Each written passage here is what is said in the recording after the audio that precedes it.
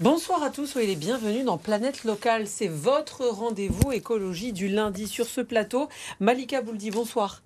Bonsoir. Merci beaucoup d'être notre invitée. Vous êtes la directrice du réseau des professionnels de l'événementiel Linkeus qui promeut le tourisme d'affaires dans notre région. Vous allez tout nous expliquer dans un instant comment ça fonctionne. À mes côtés, comme chaque lundi, c'est Julie. Bonsoir Julie. Bonsoir Sophie. De Gommette, on va commencer avec toi et l'actualité de la semaine. C'est parti.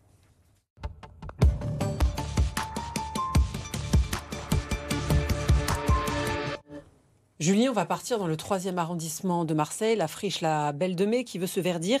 Une micro-forêt doit y pousser en 2025. Et oui, et de la verdure, il y en a bien besoin dans cet espace ultra bétonisé qu'est la friche de la Belle de Mai. Cette micro-forêt, c'est un projet participatif qui est mené à la fois par la Jeune Chambre économique de Marseille, la ville de Marseille avec les équipes de la friche. 300 mètres carrés de micro-forêt au niveau du champ de mai à la friche. C'est là où il y a le restaurant Les Grandes Tables à peu près. Ils seront élaborés par une entreprise rennaise qui s'appelle Cœur et Canopée et qui s'appuie sur une méthode qui s'appelle Miyawaki. Alors qu'est-ce que c'est ? L'idée, c'est de faire vraiment des micro-forêts très denses avec des espèces principalement locales et assemblées de façon à attirer la biodiversité. Il n'y a pas du tout de recherche d'une esthétique particulière. L'idée, c'est de laisser faire la nature. Alors concrètement, quel type d'arbres on pourra y trouver ? Alors pour l'heure, Cœur et Canopée mène encore des études sur le terrain pour évaluer quelles espèces seront seront les à privilégier, mais ce devrait être des espèces familières en Méditerranée et surtout des espèces qui résistent à la chaleur. L'idée, c'est qu'elles s'autorégulent toutes seules au bout de 3 ans, qu'il n'y ait pas besoin de beaucoup d'entretien, pas besoin de beaucoup d'eau, et ça sera surtout des arbres de grande hauteur pour créer cet îlot de fraîcheur. Alors, il faudra attendre un peu pour en profiter, hein. Les arbres vont être plantés en 2025 et ils devraient mettre environ 3 à 4 ans pour pousser. Surtout en Méditerranée, le temps de pousse des plantes est un peu plus long qu'ailleurs. Mais on sera encore là. Oui. Merci beaucoup. Merci l'invité de Planète Locale. Malika Bouldi, merci beaucoup d'être venue sur le plateau de Planète Locale. Vous êtes donc la directrice du réseau des professionnels de l'événementiel Linkeus qui promeut le tourisme d'affaires dans notre région. D'ailleurs, ça a changé de nom. Oui, tout à fait. C'est un Merci dispositif beaucoup de la nous région. inviter aujourd'hui Avec plaisir. à nous exprimer au nom de la filière événementielle professionnelle. Donc oui, Linkeus a changé de nom. C'est le réseau qui structure et qui fédère les professionnels de l'événementiel, vraiment tous les métiers. Donc à la fois les destinations, les centres des congrès, les lieux événementiels, les domaines viticoles qui accueillent de l'événementiel professionnel, traiteurs, prestataires techniques. Donc c'est 250 entreprises aujourd'hui. Et ça s'appelait comment avant, peut-être qu'on peut rappeler ? Ça s'appelait rappeler Provence Côte d'Azur Events, association. Oui, voilà. C'est une association qui est soutenue par la région Sud, Provence-Alpes-Côte d'Azur, depuis toujours. Donc on a le soutien de la région sur la promotion et l'accompagnement des entreprises du secteur de l'événementiel. Et le poids du tourisme d'affaires dans la région, en Provence-Alpes-Côte d'Azur, qu'est-ce que ça représente ? On attire beaucoup ? Oui, on attire beaucoup. Donc, je suis ravie de vous dire qu'on est une région très attractive en matière d'accueil d'événements professionnels, séminaires, congrès, salons professionnels, incentives. On est en 2e position après Paris-Île-de-France. Et on est talonné par la région Aura. Mais on est très bon sur l'accueil des grands rendez-vous professionnels, à la fois sur Marseille, sur Toulon, sur Cannes, Nice. Pourquoi ? Parce qu'on a un savoir-faire, on a 3 aéroports, on a un savoir-faire d'accueil d'événements majeurs, internationaux, mondiaux. Et on a beaucoup d'hôtels, on a une offre hôtelière qui est de plus en plus importante. Et des prestataires techniques, de lieux. On voit qui s'affiche à l'écran ces grands lieux, notamment le parc Chano ou autres. Tout ça, ça fait partie. Le parc Chano, le centre des congrès d'Aix-en-Provence, Avignon, le centre des congrès du Palais des Papes, Aix. On a 17 destinations dans notre réseau qu'on promeut. Et l'objectif de notre structure, c'est d'abord la promotion de l'offre événementielle, faire connaître l'offre, convaincre des décideurs d'organiser leur événement professionnel sur notre territoire régional. Et ensuite, le rendre plus vertueux. Oui, exactement, c'est l'accompagnement. Ça permet de faire la transition. Bien sûr. Tout ça, ça pollue. Le tourisme d'affaires, on sait que le tourisme pollue, d'autant plus le tourisme d'affaires. 17% des émissions de gaz à effet de serre du secteur touristique selon l'ADEME en 2018. Comment vous faites pour promouvoir un tourisme d'affaires plus éco-responsable ? Écoutez, moi, je ne vous cache pas que cette démarche qu'on a eue d'accompagnement sur le développement, l'axe développement durable, il a démarré pendant un tout petit peu pendant la crise du Covid-19 qui a frappé nos entreprises sévèrement. On n'est pas les seuls d'ailleurs. Et donc on a compris qu'il y avait un enjeu majeur et ça s'est accéléré.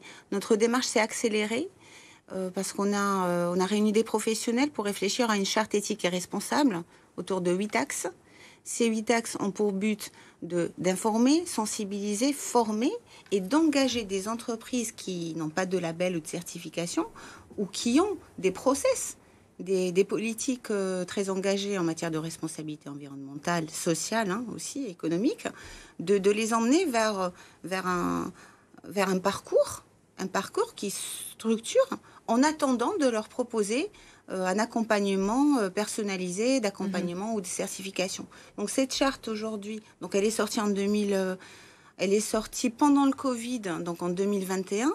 On a eu des premiers signataires, environ 80 entreprises signataires du réseau, membres de l'INKEUS. D'accord, dans la région. Dans la région, parce qu'il fallait, c'était pour les membres au départ.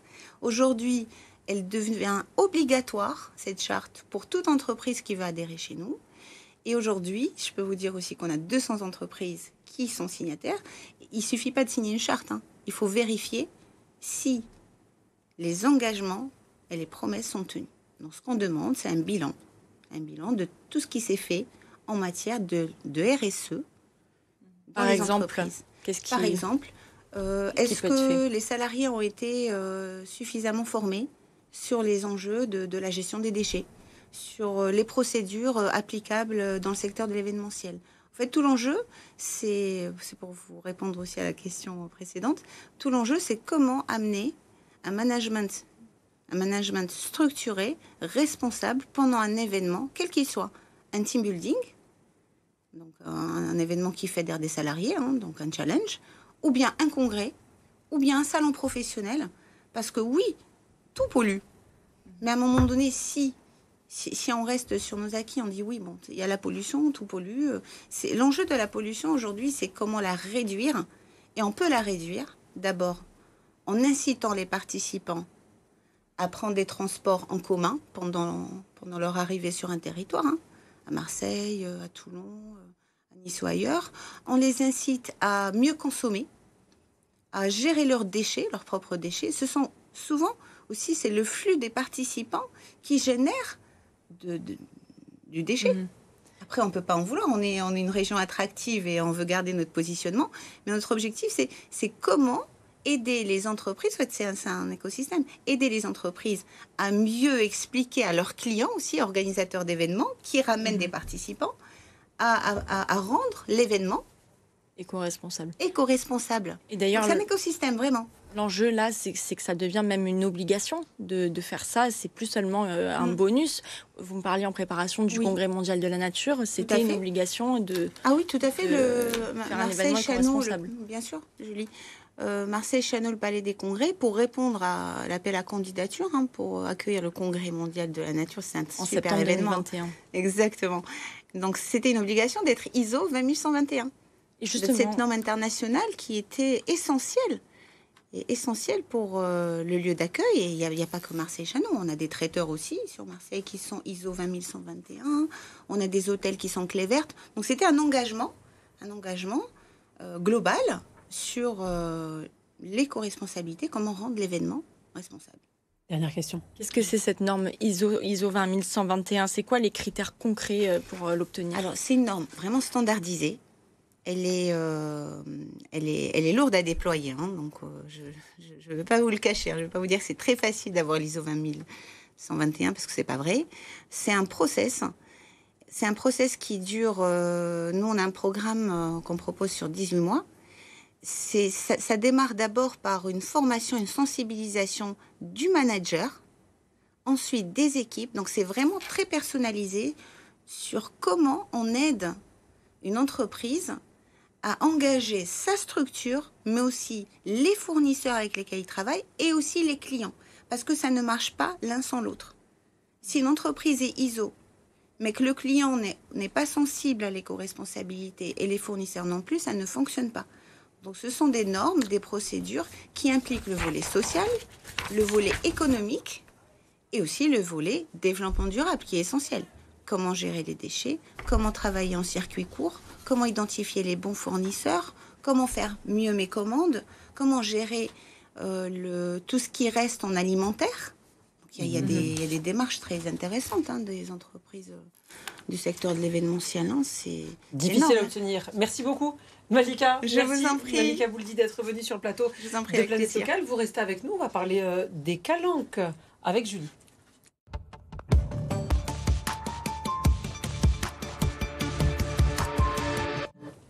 Julie est l'objet de la semaine. Le Parc national des Calanques, c'est un espace de biodiversité. Un album illustré permet de mieux faire connaître les différentes espèces aux jeunes. C'est trop bien ça. Oui, alors on avait déjà présenté sur ce plateau l'album donc écrit par Céline Herriot, qui est ex-chargée de communication du Parc national des Calanques.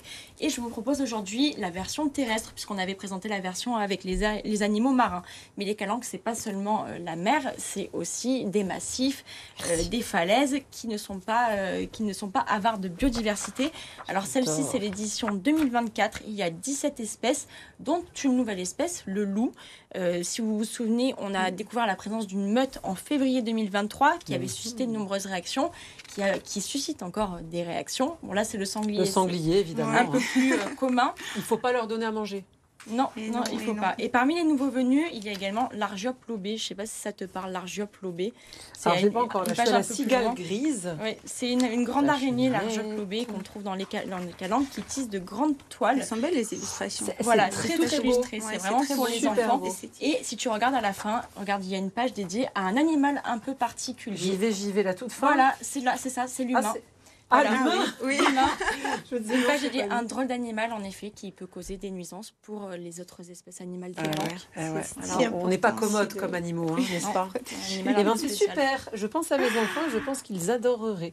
Merci à toi, Julie, et merci beaucoup à vous, Malika Bouldi, d'être venue sur le plateau. Merci beaucoup. Je te rends le livre de Planète Locale. Vous restez avec nous. On se retrouve dans un instant sur BFM Marseille Provence. À tout de suite.